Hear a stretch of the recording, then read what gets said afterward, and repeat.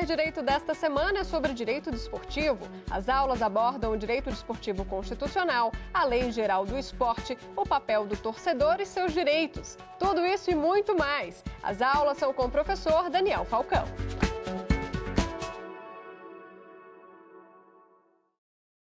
Olá a todos os telespectadores aqui do Saber Direito, meu nome é Daniel Falcão e nós teremos aqui, dessa vez, aulas de Direito Desportivo. Eu sou advogado, professor de Direito Constitucional e Direito Desportivo e nosso curso tentará passar por vários aspectos do direito desportivo. Na nossa primeira aula nós vamos estudar o que a Constituição Brasileira de 1988 fala sobre o direito desportivo. Então, vendo a competência concorrente da União dos Estados, vendo o artigo 217 e eventuais outros dispositivos constitucionais que tratam indiretamente ou diretamente de eventos esportivos, disputas desportivas e direito desportivo no geral.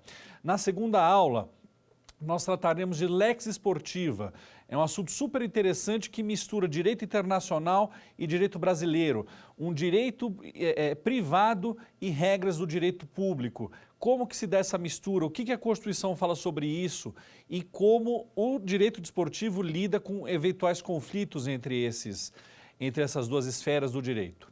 Terceira aula, nós trataremos especificamente da Lei Geral do Esporte, tão bem conhecida como Lei Pelé, Lei 9.615 de 98. Ela já sofreu diversas alterações, mas ela tem um fio condutor desde o começo, que foi regulamentar o esporte no geral e mais especificamente o desporto profissional. Nós trataremos disso, falaremos de doping e também outros assuntos. Na quarta aula, nós trataremos especificamente de justiça desportiva, aquele modelo que a Constituição prevê a possibilidade e que a lex esportiva trata, na qual há julgamento de questões meramente desportivas por meio de uma espécie de arbitragem. Como é que funciona, quem faz parte e as regras trazidas pelo Código Brasileiro de Justiça Desportiva. E no fim, na nossa quinta aula, para encerrar nosso curso, nós trataremos do Estatuto Torcedor, uma outra lei mais recente, mais nova que a Lei Pelé, na qual trata o que o torcedor tem direito, o que não tem direito, como que se funciona as regras para presenciar, assistir, não só uma competição esportiva em loco, numa arena, no estádio, no ginásio, mas também o torcedor que vê no seu sofá da televisão, ele tem diversos direitos defendidos e protegidos pelo Estatuto do Torcedor. Então, nós vamos aqui nessa aula 1, como eu já tinha dito, ver o direito constitucional desportivo. O que a nossa Constituição trata a respeito do direito desportivo, ou direta ou indiretamente. Vamos lá, gente? Então, primeira coisa que nós temos que ver é como funciona o desporto na Constituição. Então, deixamos o artigo 217, que trata do desporto especificamente, um pouco para frente. Vamos tratar agora de como a Constituição reparte a competência de tratar sobre o desporto. Vamos lá, então? A competência para tratar do desporto na Constituição de 88, ela é concorrente entre União, Estados e Distrito Federal, mais especificamente no artigo 24, inciso 9. Diversos assuntos são de competência concorrente, o desporto está lá com o inciso 9, junto com educação e cultura, por exemplo. Lembremos que até a Constituição de 88, o desporto era tratado com a questão educacional. Tanto é que a primeira vez que alguma Constituição brasileira trouxe alguma disposição, quer que seja, simples que seja, sobre desporto, foi a Constituição de 67, mais especificamente no artigo 8º, inciso 17, a linha Q de queijo, dizendo que cabia à União legislar sobre normas gerais sobre desportos. E no mesmo inciso falava sobre questão de educação. Então, desporto e educação sempre foram tratados como assuntos siameses, ou seja, eles sempre andam juntos. Foi a Constituição de 88 que começou a fazer essa separação. E ali veio o desporto como competência concorrente da União, Estado e Distrito Federal, diferentemente da Constituição de 67, que trazia exclusividade da União tratar sobre isso. Então, houve uma democratização, podendo Estados e Distrito Federal tratarem do assunto na forma que eu vou explicar a partir de agora. Então, lembremos, nós temos que relembrar rapidamente do que se trata a competência concorrente. Competência concorrente é aquela que União, Estados e Distrito Federal legislam ao mesmo tempo, só que com algumas regras que eu vou explicar agora. Lembrando que no artigo 22 está uma série de direitos que são considerados privativos da União, ou seja, A União legisla sobre aquilo, o desporto não está ali, mas a União legisla sobre aquilo e o parágrafo único do artigo 22 diz o quê? Diz que caso uma lei complementar feita pelo Congresso Nacional pode delegar essa competência privativa da União para que os estados do Distrito Federal legislem sobre aquele assunto especificamente. Então, não é que a União pode falar, olha, você Estado, você Distrito Federal pode legislar sobre o que você quiser nesse assunto. Essa lei complementar vai ter que dizer qual assunto que está sendo tratado. Então, por exemplo, direito civil. E no direito civil você vai poder tratar sobre assunto X, sobre assunto Y, e não delegar para os estados e para o Distrito Federal todo aquele tópico. E, ao mesmo tempo, essa lei diz o seguinte: você tem que passar para todos os estados e para o Distrito Federal. Você não pode escolher um estado ou vários estados para tratar desse assunto. Essa lei complementar, se ela delega competências privativas legislativas da União, ela delega absolutamente para todos os estados e para o Distrito Federal. Já a competência concorrente funciona um pouco diferente. A competência concorrente trata-se de União, Estados e Distrito Federal legislando ao mesmo tempo. E o desporto está exatamente nessa seara. Então, como é que funciona aqui? A União traz normas gerais sobre aquele assunto, no caso aqui nosso, o desporto. Então, a União vai trazer normas gerais sobre isso e a União cumpriu isso lá na Lei Pelé 9.615 de 98, trazendo também chamada de Lei Geral do Esporte, Lei Geral do Desporto, mas muito bem conhecida como Lei Pelé. Por que foi feito só em 98 isso? Na verdade, não foi feito só em 98 isso. Quando a Constituição foi feita em 5 de outubro de 88, promulgada em 5 de outubro de 88, logo em seguida, o primeiro governo eleito pela população, já com a Constituição de 88 vigente, preocupou-se com o assunto e ele fez uma Secretaria Extraordinária de Esportes, no qual o então presidente da República, Fernando Collor, convidou o ainda assim jogador de futebol, Zico, e ele virou secretário extraordinário dos esportes, abandonando a carreira. Depois nós sabemos que ele até voltou a jogar futebol no Japão especificamente, mas no tempo que ele foi secretário extraordinário de esportes, ele apresentou um projeto de lei para o Congresso e o Congresso, com algumas mudanças, aprovou esse projeto, chamado de Lei Zico. A Lei Zico tratava de regulamentar o esporte, revogando, assim, a lei do regime militar que tratava do assunto, que era da década de 70, que era uma lei muito mais autoritária, e prevendo institutos mais democráticos para o funcionamento do desporto, tratando o desporto como negócio e tentando criar mecanismos para que entidades do desporto pudessem ganhar mais dinheiro. O que a Lei Zico mais marcou foi a possibilidade dos bingos. Então, naquele momento, houve uma pressão de clubes, confederações esportivas para que houvesse um novo jeito de arrecadar dinheiro para suas atividades. E a Lei Zico previa a possibilidade de bingos. Então, não sei se os senhores se lembram, no Brasil existiam em várias cidades do Brasil bingos, no qual poderia-se legalmente jogar normalmente e parte daquilo obrigatoriamente teria que ir a uma confederação esportiva ou uma entidade esportiva, como por exemplo um clube no qual aquele bingo fazia uma espécie de acordo. Então no momento que você ia a um bingo, você estava ajudando algum clube ou alguma confederação esportiva.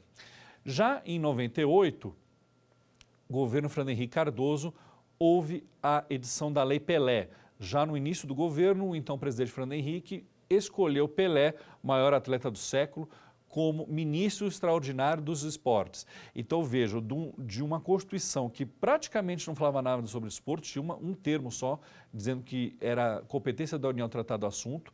Em 88, não só havia a Constituição dizendo que o esporte era competência concorrente da União dos Estados do Distrito Federal, como também um capítulo específico sobre o desporto lá no título 8 da Constituição Ordem Social. Vimos o governo federal, a presidência da República preocupada em tratar o desporto de forma diferente de anteriormente, ou seja, colocar na esplanada dos ministérios ao menos uma secretaria no primeiro caso ou um ministério extraordinário no segundo caso para que tratasse do assunto. E ali, Pelé, Edson Arantes do Nascimento, foi convidado a ser ministro e o grande legado dele foi a Lei Pelé, ou seja, a Lei 9.615 de 98, tratando de como o desporto funciona no Brasil e finalmente regulamentando o artigo 217 da Constituição. Mas agora eu vou explicar como é que funciona a competência concorrente, quem tem a possibilidade de tratar do assunto desporto entre as unidades federativas para que nós partamos depois para o artigo 217. Então, competência concorrente, como é que funciona? Já expliquei a competência privativa legislativa, como que funciona a competência legislativa concorrente. Então, União, Estados e Distrito Federal legislam concorrentemente, ao mesmo tempo, mas claro que tem que tudo se encaixar bonitinho para que tudo funcione. Caso haja choque entre normas estaduais e federais, lembrando que não há hierarquia entre essas normas, alguns alunos acham que há hierarquia, não há hierarquia. O que há é simplesmente eles legislam ao mesmo tempo nos assuntos que a Constituição diz. Dentro do mesmo assunto, desporto, que é o nosso caso aqui, União legisla, Estado legisla e Distrito Federal legisla, todos ao mesmo tempo e sempre em harmonia. Agora, como é que funciona essa harmonia? Isso está nos parágrafos do artigo 24 da Constituição. Então, mais uma vez, só lembrando, acompanhe minhas aulas tendo aberto a Constituição com vocês e principalmente a Lei 9.615, a Lei Pelé, que aí ao mesmo tempo que eu vou falando, vocês podem acompanhar o que essas duas legislações tratam do assunto. Então, competência concorrente, artigo 24, parágrafos. O que diz? A União traz a norma geral sobre aquele assunto. Então, a União fez isso com a Lei Zico e depois fez isso com a Lei Pelé. Certo? Então a União cumpriu isso. Lembrando, a Lei Pelé já sofreu diversas alterações. Logo em seguida, em 99, 2001, 2003, até recentemente, em 2016, por causa da Olimpíada do Rio, houve alterações na Lei Pelé. Existe hoje no Senado uma possibilidade de nova alteração da Lei Pelé, com um anteprojeto de lei geral sobre o desporto, bem no forno lá do nosso Senado Federal. Bom, então a União trata sobre normas gerais. A União fez isso duas vezes, Lei Zico, Lei Pelé, a Lei Pelé revoga a Lei Zico e as mudanças na Lei Pelé, algumas delas inclusive por medida provisória. Mas a União trata sobre normas gerais e como os estados tratam do assunto. Então os estados vão poder tratar ao mesmo tempo do assunto, desde que traga normas específicas. Então, a União traz as normas gerais e os estados trazem as normas específicas. Então, não pode a União trazer normas específicas e não pode o estado trazer normas gerais. É assim que se divide entre União, estados e Distrito Federal. E quando eu falar aqui estado, lembre-se do Distrito Federal, não pode a União tratar de assunto que o Estado faz e não pode o Estado tratar de assunto que a União é competente. É assim que funciona. A União traz normas gerais, Estados e Distrito Federal trazem normas específicas. Mas existe um detalhe aqui. Esse detalhe é o seguinte, a Constituição prevê que a União, em vários dos assuntos previstos na competência legislativa concorrente, ou seja, no artigo 24, possa demorar a tratar do assunto. Então, o que a Constituição diz? Se a União não fizer a norma geral, os estados vão poder trazer as suas normas específicas, as suas normas gerais. Então, se a União não fizer o papel dela, os estados têm competência legislativa plena para tratarem do assunto da forma que bem entenderem. Isso no desporto foi pouco tempo, porque entre a Constituição de 88 ser promulgada e a Lei Zico vir à tona, foram menos de 3 anos. Mas o Estado, entre 5 de outubro de 88 e até a Lei Zico acontecer, poderia ter legislado plenamente sobre aquele assunto. A partir do momento que veio a norma geral da União, o que houver conflito, prevalece a norma geral da União. E isso não é uma questão de hierarquia, é uma questão de repartição de competências. E aí, para terminar a competência concorrente, o que se diz? Caso haja a revogação da lei da União que trata do assunto, o que a lei do Estado, que trazia normas gerais, pode voltar a vigorar. Por quê? Porque houve uma suspensão da eficácia. Então, o Estado legisla primeiro, porque a União ainda não legislou. A União legisla depois. Se essa norma da União viesse revogada, naquele meio tempo que a norma da União existia, ela ficou com a eficácia suspensa, ela volta a vigorar. Então, lembrando, fechando esse ponto aqui, desporto é competência concorrente legislativa entre União, Estados e Distrito Federal, ok? E os municípios, o que eles fazem a respeito de desporto? Os municípios também têm competência a tratar do desporto, mas não expressa, não está a palavra desporto lá no artigo 29, tampouco no artigo 30 da Constituição. Então, fica aquela questão geral. O que o município pode tratar sobre o assunto? Porque, vejamos, muitas das políticas desportivas são feitas pelo município. Então, lembrem vocês, um ginásio na sua cidade, um estádio na sua cidade, quase sempre são municipais. Claro, podem haver privados também, mas muitas vezes são municipais. Estaduais são em poucos lugares que há arenas esportivas estaduais. Federal, mais raríssimo ainda. Então, o município também tem que tratar do assunto. E aí nós temos que lembrar que o artigo 30 da Constituição diz a respeito. O município legisla quando há interesse local sobre o assunto ou para suplementar a legislação federal ou estadual no que couber. E aí está a competência legislativa dos municípios. Lembrando que o município pode tratar desse assunto ou suplementando a legislação federal e estadual ou quando for tratar de interesse local. E aí vem, por exemplo, podemos tratar de uma lei de incentivo municipal ao esporte. Existe a lei de incentivo federal ao esporte. Podemos tratar da lei municipal de incentivo ao esporte, por exemplo. E nós temos que lembrar que a Constituição de 88 diz que o lazer é direito social no artigo 6º. E nós vamos ver mais na frente, lá no artigo 6º caput, e nós vamos ver mais para frente que o lazer está especificado como uma questão no artigo 217. Então, o desporto não está no artigo 6º, mas o lazer está. E o desporto tem uma relação com o lazer, porque o desporto pode ser uma forma de você ter o seu lazer, e o lazer deve estar protegido pela Constituição de 88. Agora, lembrando, vamos então agora para o artigo 217 da Constituição. Então nós vimos o que a Constituição diz sobre quem legisla sobre o assunto, lembrando que União, Estados, Distrito Federal e municípios podem tratar desse assunto administrativamente, não tem nada na Constituição dizendo sobre isso, então todos podem tratar. Agora, legislativamente, competência concorrente da União, dos Estados e do Distrito Federal, e o município, ou por interesse local, ou suplementando a legislação federal e estadual, também pode tratar do assunto. Então agora nós vamos começar a tratar do artigo 217, que é o capítulo do desporto dentro do título da ordem social. Então vamos lá. Primeira coisa, o Estado tem o dever de fomentar práticas desportivas. E é direito de cada indivíduo no Brasil, que o Estado tenha cumprido esse dever. Então, nada se compara ao que acontecia até o ordenamento jurídico pré-88, no qual a Constituição só falava da competência da União para legislar sobre normas gerais do desporto e existia uma lei autoritária tratando do assunto.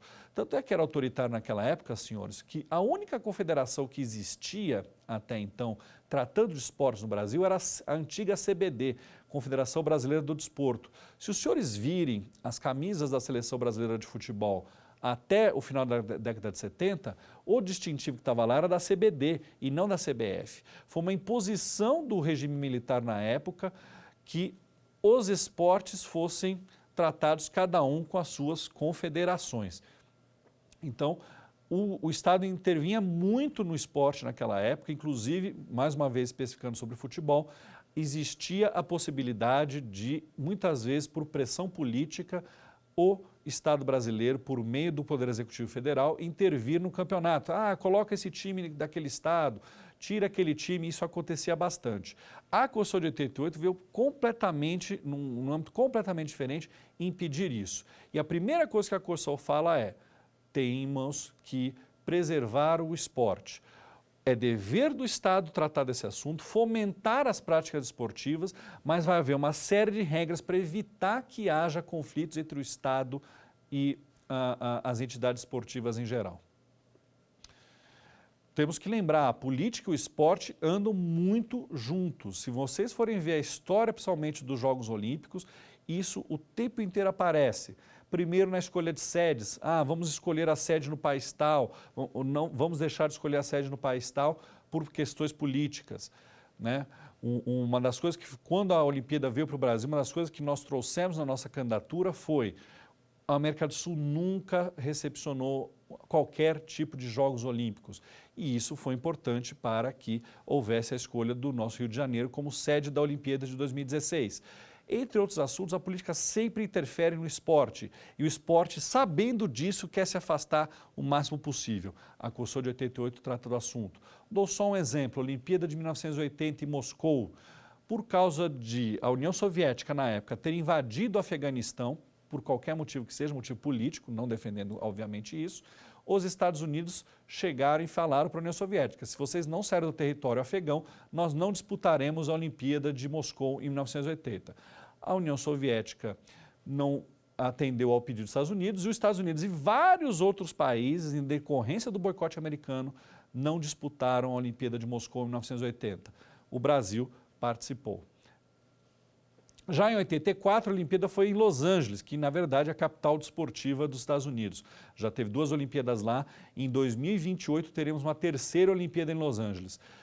Para dar o troco, União Soviética e quase todos os países do bloco comunista na época não participaram da Olimpíada de 84. Então vejam como isso é relevante. A política e o esporte andam sempre em relação. No Brasil isso não era diferente. Foi uma decisão da CBD na época e do governo da época de participar da Olimpíada de Moscou, apesar da pressão gigantesca dos Estados Unidos, a Constituição de 88 quis separar isso, deixar a política e o esporte o mais separados possível. E a gente vai ver como é que funciona o Estado tratando do assunto. Primeiro, o que nós já dissemos, é dever do Estado fomentar o esporte, fomentar as práticas esportivas e é direito das pessoas que o Estado faça isso, ou seja, uma obrigação do Estado fomentar as práticas esportivas. E a Constituição, logo em seguinte, trata de trazer várias definições sobre o assunto. Então, tem vários termos que, se você leigo for ler pela primeira vez, você pode até imaginar o que significa, mas só pegando um livro de direito esportivo, assistindo uma aula de direito esportivo, que vocês vão entender do que nós estamos tratando aqui. E o primeiro termo importante é que o dever do Estado é fomentar práticas desportivas formais e práticas desportivas não formais. Quem trouxe isso foi o Constituinte originário, lá em 5 de outubro de 88. E isso só veio a ser definido na Lei Geral do Esporte, dizendo o que é prática desportiva formal e o que é prática desportiva não formal. Prática desportiva formal simplesmente é aquela prática desportiva regulada por normas nacionais e internacionais.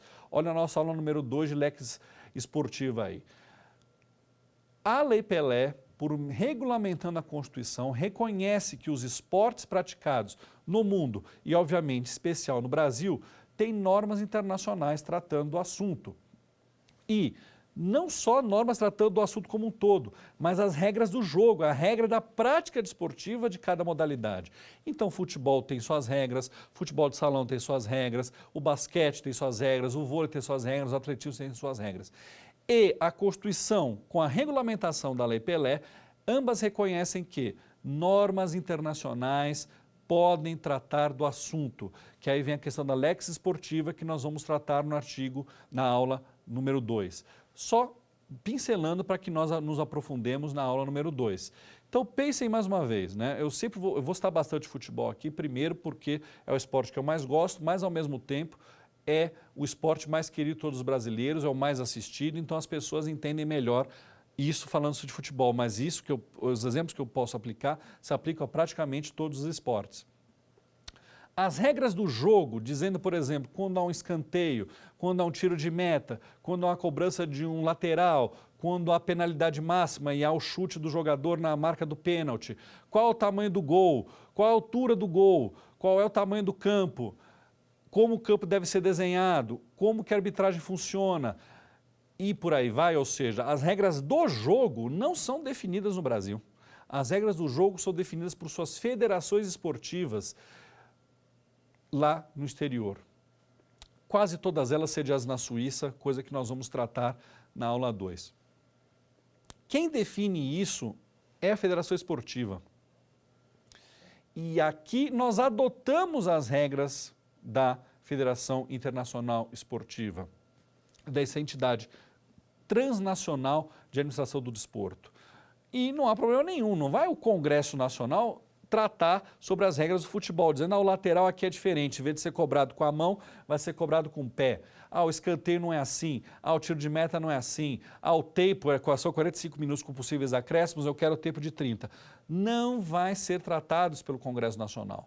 Isso, como eu tinha falado para os senhores lá no começo, é norma de direito privado, tratados feitos por entidades privadas. Então, o papel do Estado é fomentar essas políticas, mas de uma forma diferente e não definindo as regras do jogo. Mas ele tem que fomentar as práticas desportivas formais, ou seja, as pessoas gostam de jogar, as pessoas gostam de disputar. Só que a própria Lei Pelé diz, nós temos regras internacionais no jogo e essas regras não são feitas por nós. Se o Brasil inventar um esporte e esse esporte tiver sede aqui e o Brasil tiver uma influência maior, pode ser que o Brasil colhe algum esporte com as suas regras. Por exemplo, o futebol, o Brasil é absolutamente relevante, afinal somos um país 5 vezes campeões do mundo e vários clubes nossos já ganharam campeonatos mundiais. O Brasil tem participação nisso indireta, mas não o Estado brasileiro, e sim representantes da Confederação Brasileira de Futebol lá na FIFA para dar consultorias e coisa do tipo. O futebol especificamente, nós temos uma outra entidade que trata das regras do futebol junto com a FIFA, que é chamada International Board. Ela é composta de membros da FIFA e de membros das 4 federações britânicas do futebol. Lembrando que o Reino Unido, a Grã-Bretanha e a Irlanda do Norte é um país só, mas para o futebol, os seus 4 países, cada um tem sua seleção, cada um tem sua federação nacional. Então, Irlanda do Norte, País de Gales, Escócia e Inglaterra fazem parte da International Board e do outro lado a FIFA.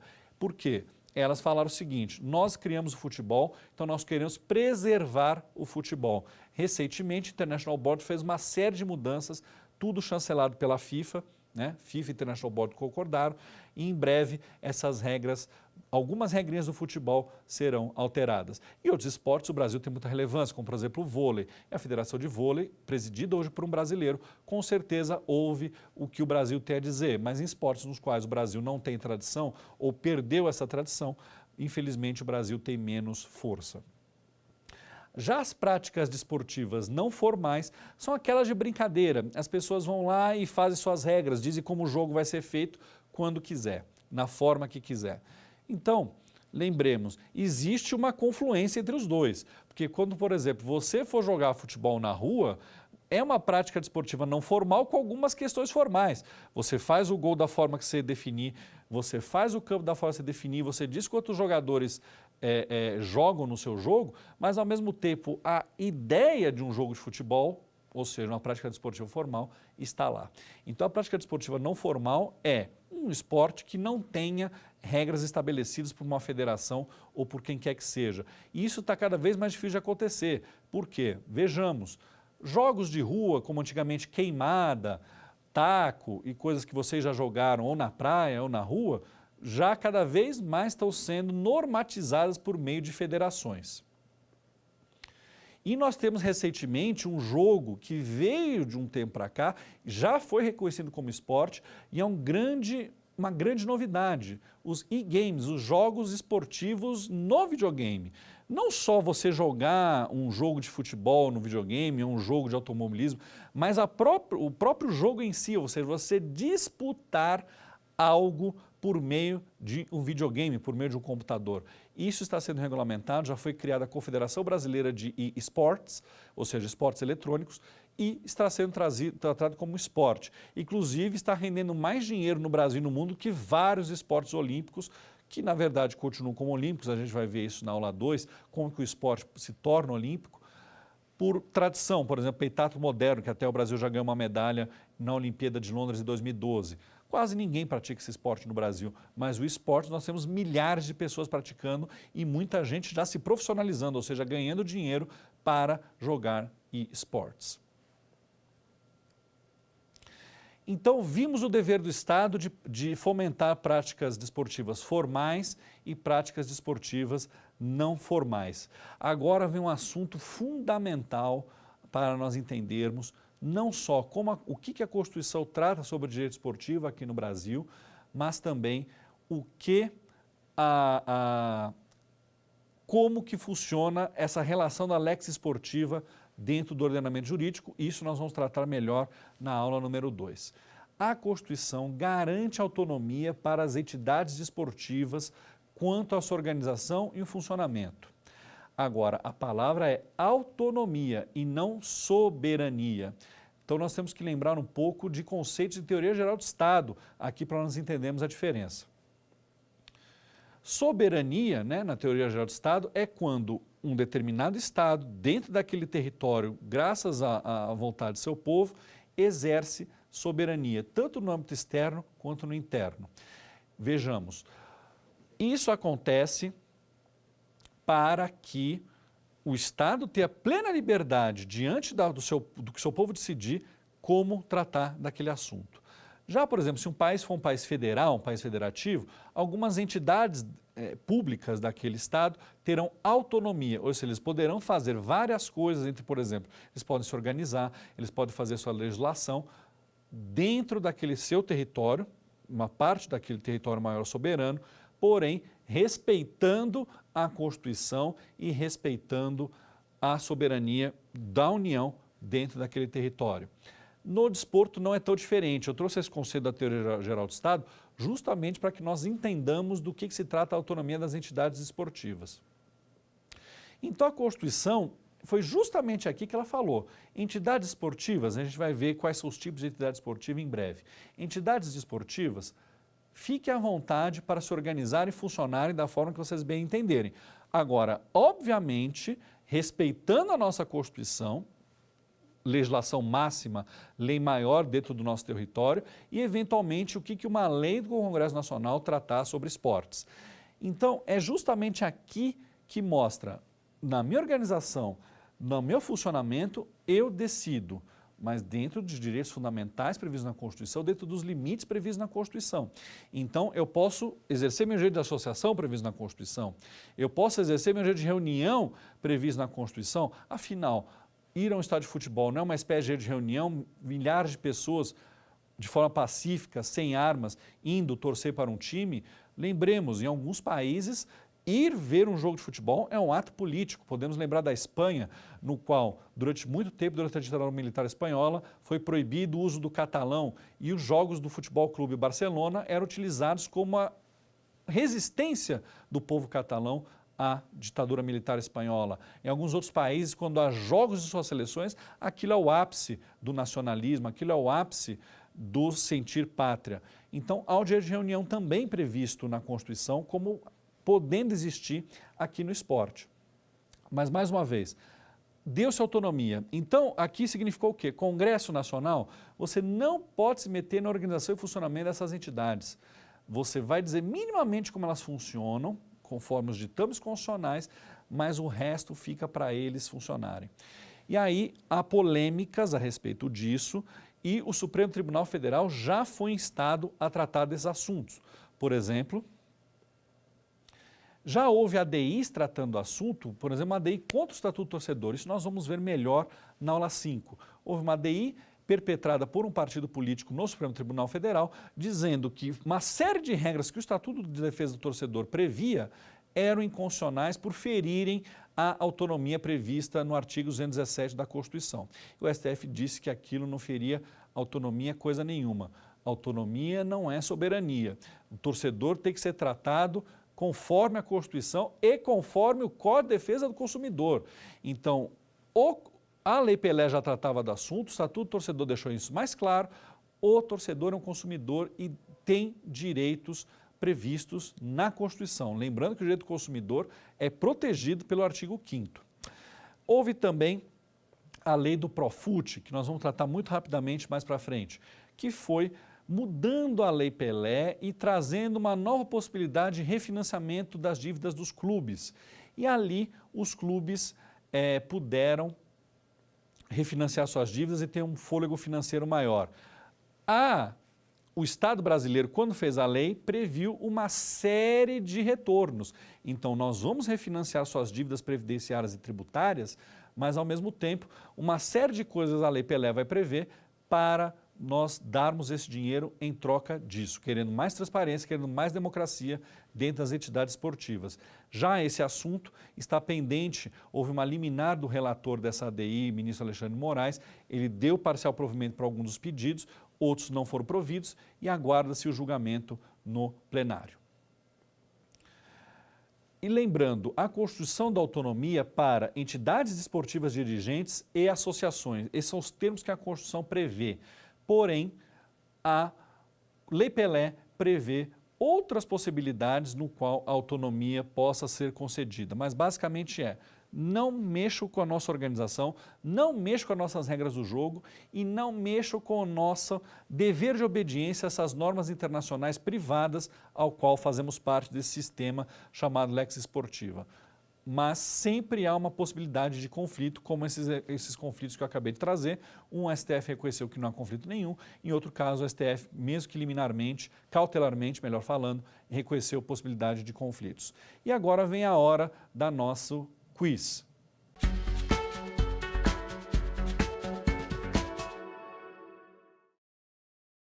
A Constituição, em seu artigo 217, não dispõe que é dever do Estado, alternativa A, fomentar práticas desportivas formais, alternativa B, fomentar práticas desportivas não formais, alternativa C, proteger e incentivar manifestações desportivas de criação nacional e alternativa D de dado, destinar prioritariamente recursos para o desporto de alto rendimento. Aqui nós tratamos então da alternativa D de dado. A Constituição diz que é dever do Estado fomentar práticas esportivas formais e também diz que é dever do Estado fomentar práticas esportivas não formais. Agora, é também papel do Estado proteger e incentivar manifestações esportivas de criação nacional, mas a Constituição diz destinar prioritariamente recursos para o desporto educacional e não desporto de alto rendimento. Então, a prioridade dos recursos brasileiros, de recursos estatais, recursos públicos no esporte, é para o desporto educacional e não para o desporto de alto rendimento. Aqui nós estamos vendo quantas obrigações a Constituição de 88 cria para os estados, para o Estado, em especial para a União, em relação ao desporto. Mesmo no sentido, deixa os clubes, deixa as entidades de administração desportiva funcionarem, vamos tratar o mínimo possível, vamos intervir o mínimo possível.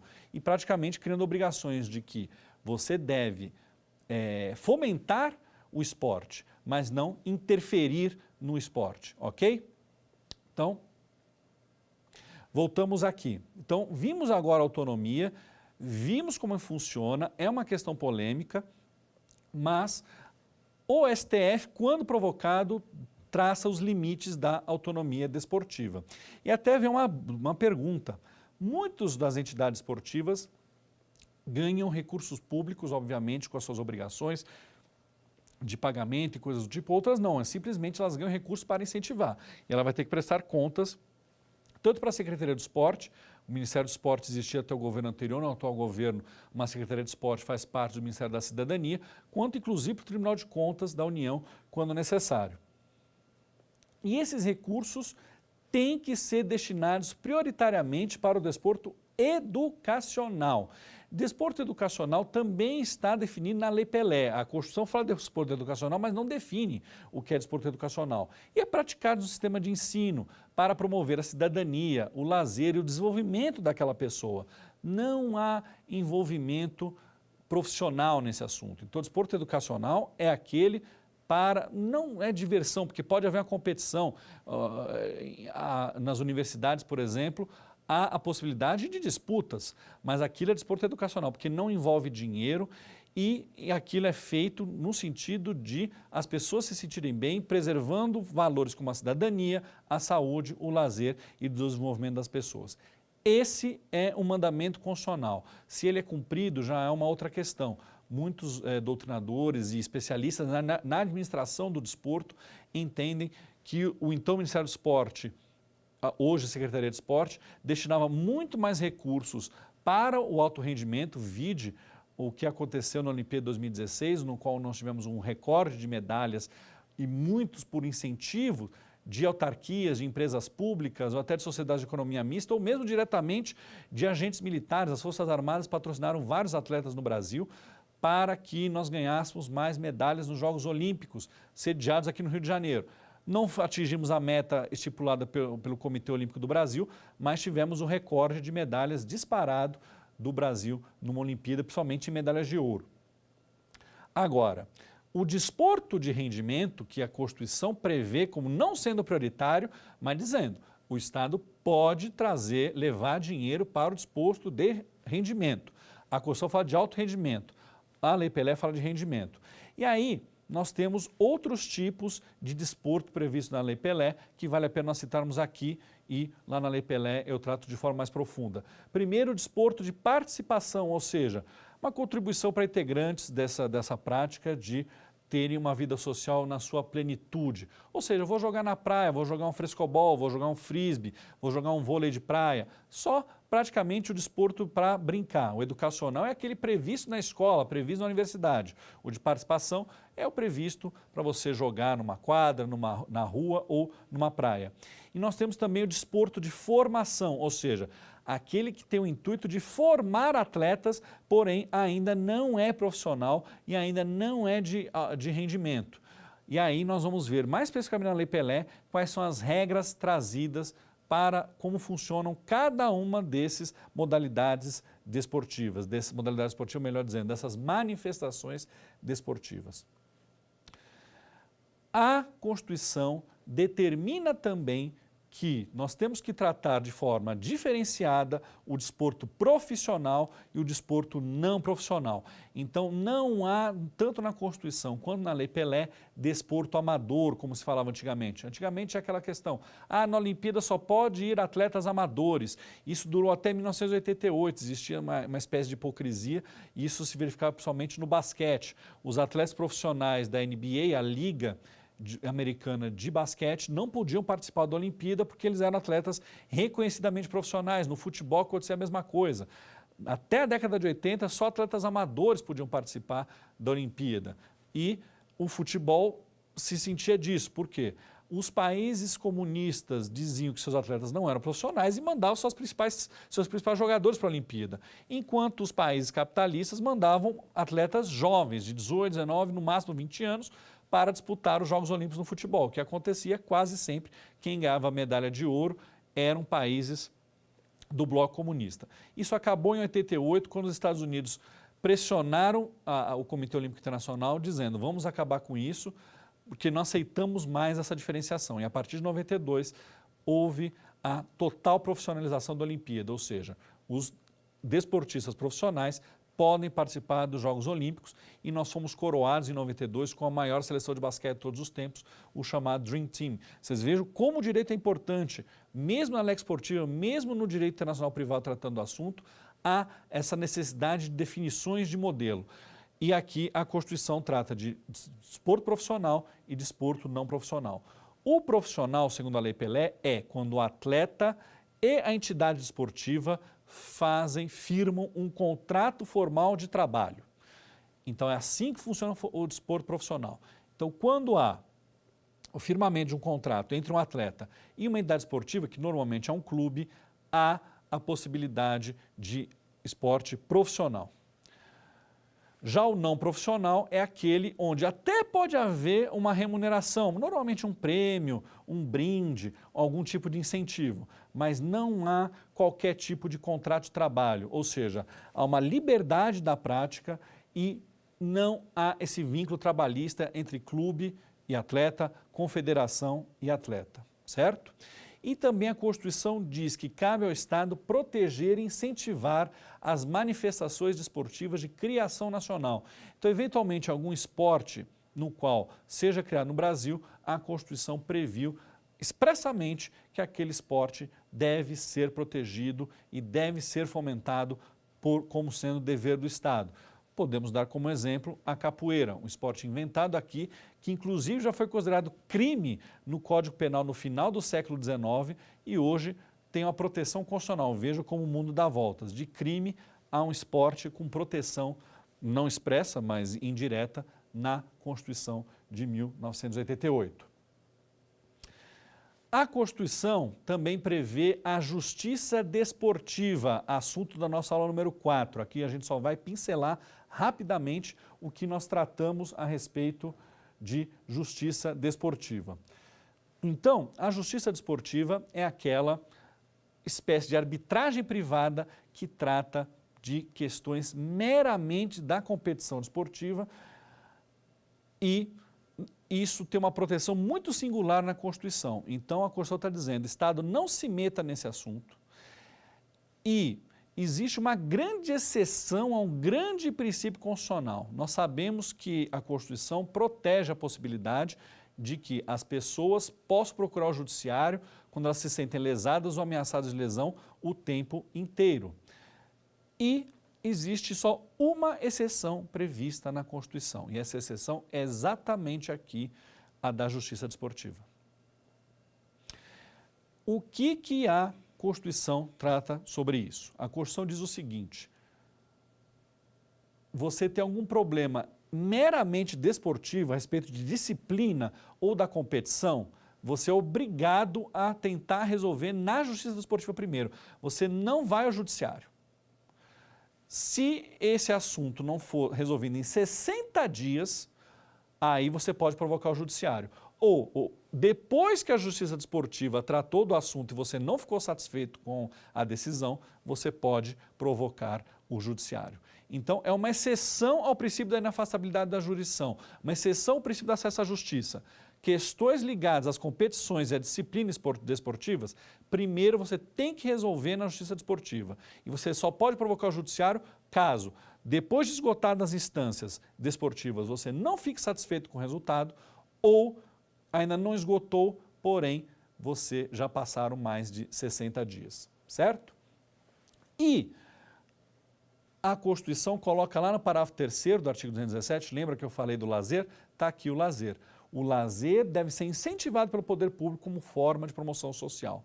Então, o desporto é uma forma de lazer e ele deve ser incentivado conforme promoção social. Então, vamos agora para o nosso quiz número 2.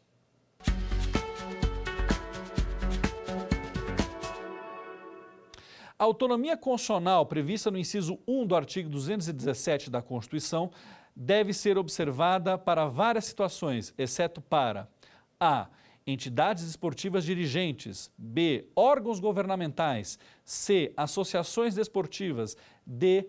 Órgãos da justiça desportiva. E a resposta, claro, é a alternativa B de bola. Tanto as entidades esportivas dirigentes, quanto as associações desportivas, quanto os órgãos da justiça desportiva, eles têm direito à autonomia constitucional previsto lá no 217. Agora, os órgãos governamentais são órgãos governamentais e eles não fazem parte dessa possibilidade de ganhar autonomia desportiva, ok? Então, continuamos aqui. Agora, tem uma questão muito interessante, nós já vimos todo o artigo 217, mas como eu falei, nós vamos tratar também das questões constitucionais tratadas indiretamente sobre esportes. Vejam o que o artigo 5º, inciso 28 da Constituição trata. Artigo 5º, inciso 28. São assegurados nos termos da lei a proteção às participações individuais em obras coletivas e a reprodução da imagem e voz humanas, inclusive nas atividades desportivas. Então, a Constituição, no artigo 5º, coloca como direito fundamental a proteção à participação da pessoa nas atividades esportivas, entre outras. Isso é fundamental para que nós entendamos um conceito que muitos jornalistas e pessoas que acompanham o esporte confundem, que nós vamos tratar daqui a pouco. Agora, o artigo 225, parágrafo 7º, trata do meio ambiente, né? O que isso tem a ver com o esporte, professor?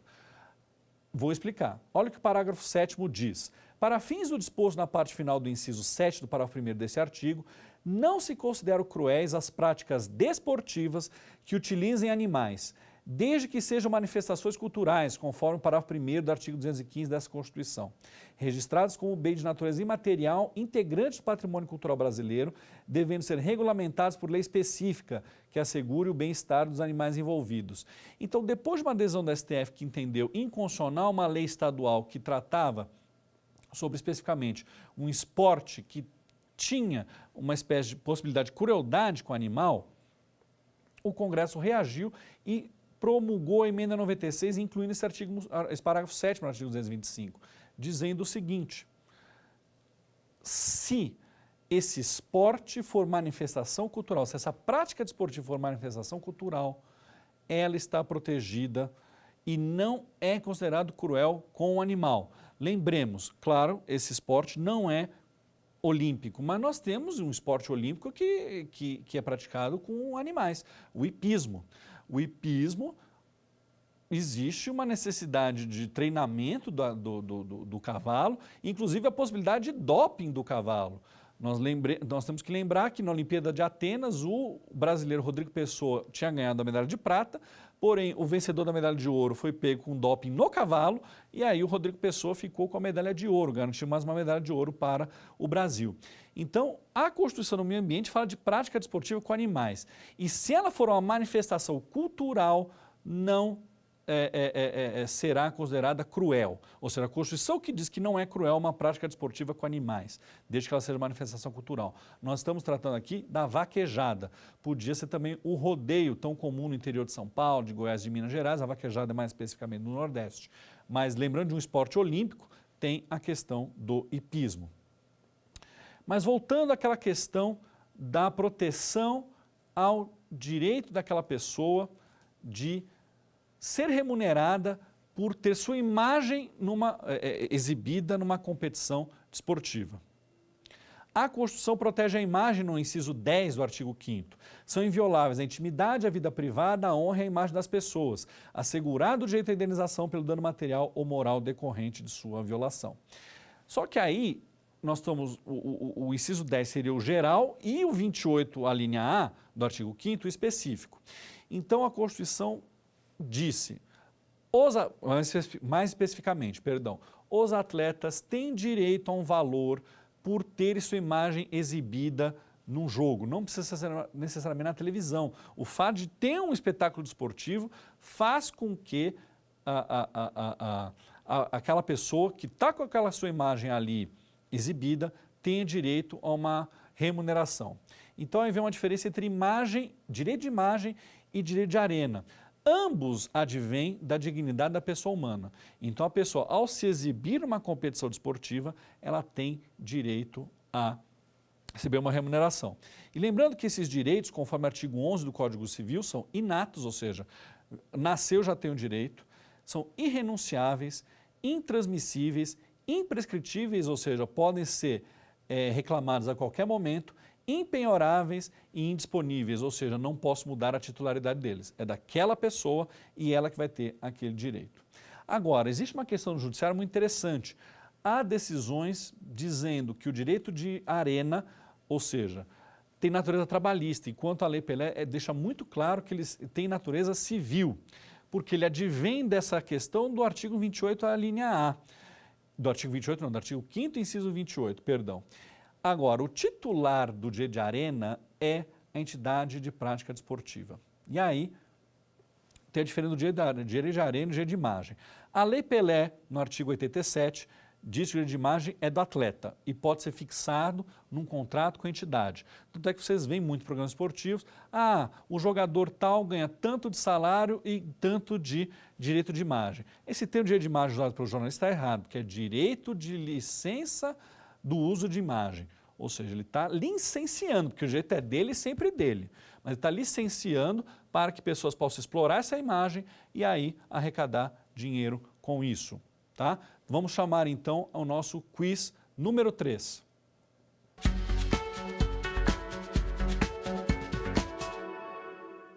A não admissão pelo judiciário de ações relativas à disciplina e às competições desportivas, antes do esgotamento das instâncias da justiça desportiva, é uma exceção ao princípio constitucional do ou do A. A. Acesso à justiça.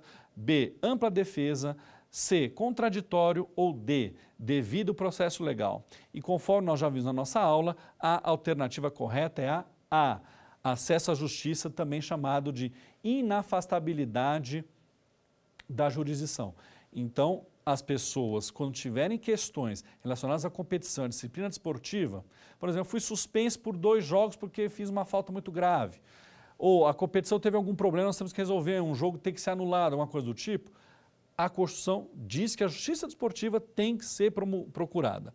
E só se ela não resolver o problema em 60 dias, ou se já esgotadas as instâncias da Justiça Desportiva, aí sim que pode se provocar o Judiciário. Então, só para terminar o direito de imagem, nós temos que lembrar, há o direito de arena e o direito de imagem. O direito de imagem é do titular do atleta e o atleta pode formar esse contrato de imagem com o seu clube. Enquanto o direito de arena é do clube e ele tem que ser repassado para os atletas por meio do seu sindicato. Então, o direito de imagem está protegido pelo artigo 5º, inciso 10, e o direito de arena está protegido pelo artigo 5º, inciso 28, a linha A, e disposições da Lei Pelé. Então, encerrando nossa aula, nós vimos aqui todos os dispositivos constitucionais que tratam do desporto. Tratamos do artigo 24, no qual a competência concorrente da União, Estados e Distrito Federal tratarem sobre desporto legislativamente. Tratamos do artigo 217 inteiro. Então, agradeço a todos aqui a atenção dessa primeira aula e na próxima aula, na segunda aula, nós traremos lex esportiva, ou seja, a relação entre o direito do esporte internacionalmente de forma privada e as regras nacionais do desporto.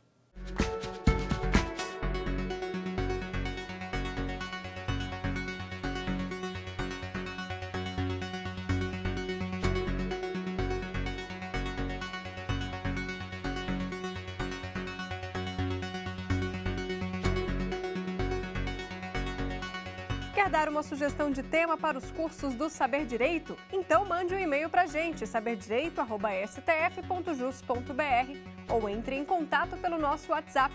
O número é esse que aparece na sua tela. Você também pode estudar pela internet. É só acessar tvjustiça.jus.br ou rever as aulas no nosso canal do YouTube, TV Justiça Oficial.